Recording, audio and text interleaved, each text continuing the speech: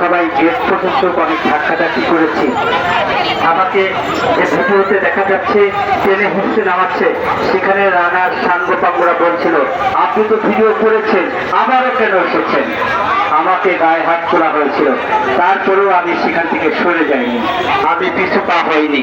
আমি সেই দিন তারপরে আমি একটা রিপোর্ট করি রানা প্লাজার ভবন ধসের ঘটনায় আহত, এরকম একটা রিপোর্ট করার পরে বিটিএমই সেখান থেকে আমাকে ফোন করা হয়, আমাকে শাসানো হয় যে আপনি কি রানা প্লাজার মতো ভবন বন্ধ করে দেওয়ার গার্মেন্টস বন্ধ করে দেওয়ার পরিকল্পনা করছেন। আমি বললাম না, আপনারা আসুন, জানি কোনো সমস্যা নেই, শ্রমিকরা কাজের দিকে কাজ করবে। তারপরে আমি তখন দেখি সবকিছু করলো, আমাকে ফোকাস করা হলো, ফোকাস করা হয়ে রানা প্লাজার ভবনের আমি করেছি, আমি নাকি মারামারিতে আসলাম, সে কারণে আমাকে ফোকাস করা